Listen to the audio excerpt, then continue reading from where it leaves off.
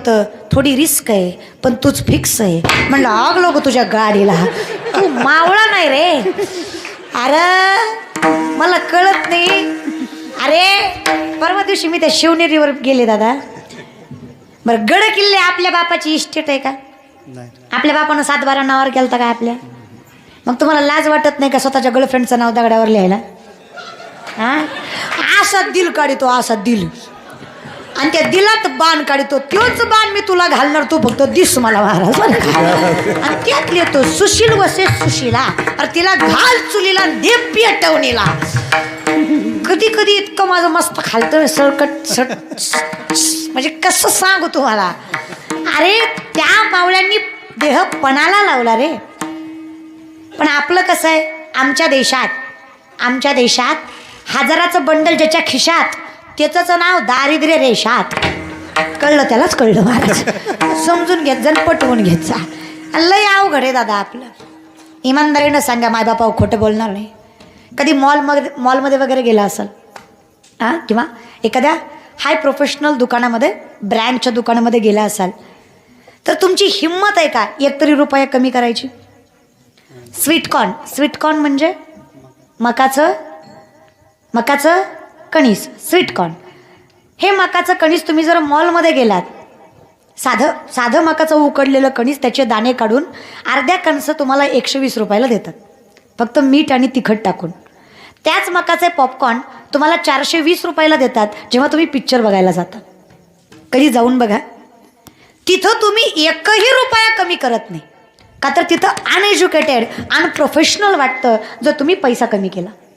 पण त्याच ऐवजी एखादी म्हातारी आजी, एखादा म्हातारा भाजीपाला घेऊन दारात बसलाय, त्याच्या पोटावर त्याचं सगळं चालतंय, सगळं त्याच्या कष्टाने चालतंय, श्रमाने कमवतोय, त्याच्याकडे कुठला अनितीचा पैसा येत नाही, कुठला अधर्माचा पैसा येत नाही.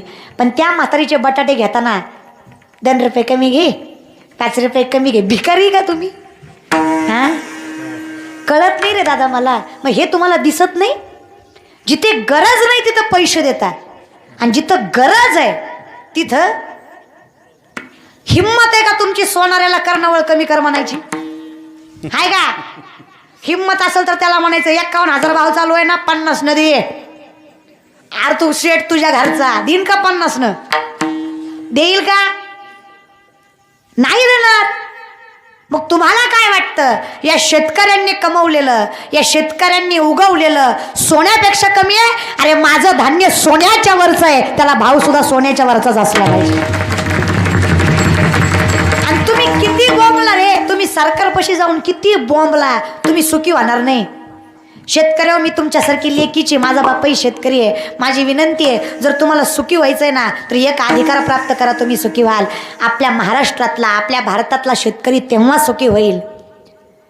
महाराज समजा हे घड्याळ आहे, हे मॅन्युफॅक्चरिंग जर माझं आहे, म्हणजे हे जर मी बनवलंय, तर याचा भाव ठरवायचा अधिकार मला असला पाहिजे. माझ्या शेतकऱ्यानं उगवलेलाचा भाव ठरवायचा अधिकार जोपर्यंत स्वतः शेतकऱ्याला मिळत नाही, तोपर्यंत शेतकरी सुखी होत नाही. जवळ हे लाचारमध्ये येत नाही, तोपर्यंत तुम्ही सुखी होणार. कारण ते तुमच्याकडून 5 न घेतात आणि विकताना 15 न विकतात. हे डोळ्याने बघा, हा परमार्थ योग याग विधी येणे नो हे सिद्धी, वायाची उपाधी दंभ धर्म. माणूस की हा सगळ्यात मोठा परमार्थ आहे. हे आम्हाला कळलं पाहिजे. आम्ही फार वेगळं वागतोय दादा, खरंच आहे. पहिली लोक भगवंतावर विश्वास ठेवून होती. तुम्ही कधी पहिली गाणी ऐकलीत का? पॉझिटिव्ह एनर्जी देणारी होती. आयरणीच्या तेव्हा तुला ठिणगी ठिणगी वाहू दे, आभाळ लागत माया तुझी आमावरी राहू दे. पॉझिटिव्हिटी होती. दिस जातील दिस येतील भोग सरल सुख येईल, दिस जातील दिस येतील भोग सरल सुख येईल. पॉझिटिव्ह होती. माय माऊल्या, तुम्ही आजकालची गाणी ऐकली का? पोरांनो, गाणी म्हणून दाखवा जावा की आजकालची गाणी लय पॉझिटिव्ह. काळी मैना दिसतेस तरुण, होईल करोना जाशील मरून, लोक तुला टाकत्याल पुरून, घे ग प्रेम कर.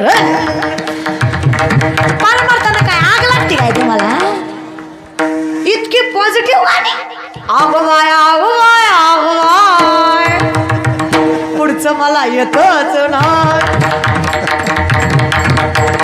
अरे अर्थ काय याचा? आणि या गाण्याचा मला अर्थ सांगा राव. मी तुमच्या पाया पडते, माझं डोकं जाम झालंय. बदाम बदाम कचा बदाम, अर्थ काय याचा? अरे का पकायचा तुमचा बदाम? तर डोक्याचे बदम शिजवतीला घाला. काय म्हणजे अर्थ काय या गाण्यांचे? अर्थ आहे त्याला काही? म्हणण्यात मजे. मी काय म्हणते, अर्थात मनोरंजनाच्या गोष्टी आहेत. मनोरंजनापर्यंत मर्यादित ठेवा, मर्यादित ठेवा, मर्यादा ओलांडू नका. हिरो हिरोईनीची ऐपत आहे की त्यांनी आपलं मनोरंजन करावं, पण त्यांची ऐपत नाही की आपण त्यांना आदर्श मानावं. आदर्श फक्त संत देव यांनाच मानू शकता, कधीच नाही. पुढाऱ्यांना सुद्धा आदर्श मानायचा नाही, कधीच नाही. गरज आहे तोपर्यंत बोला, पण गरज नाही दादा. तुमच्या पोरांनो, मी तुमच्या बहिणीसारखी आहे. इथून पुढे लाचारी तर करायचीच नाही, कधीच कुणासमोर साहेब साहेब साहेब करायचंच नाही. भिकारी नाही आपण, श्रीमंत योगीच्या कुळात जन्माला आलेली पोर आहेत आपण. होईना भिकारी पंढरीचा वार करी, राजयाची कांता काय भीक मागे, मनाची आजोगी सिद्धी पावे. अभिमानाने नाही पण स्वाभिमानाने जगा. लक्षात ठेवा ना. आम्ही तुमच्या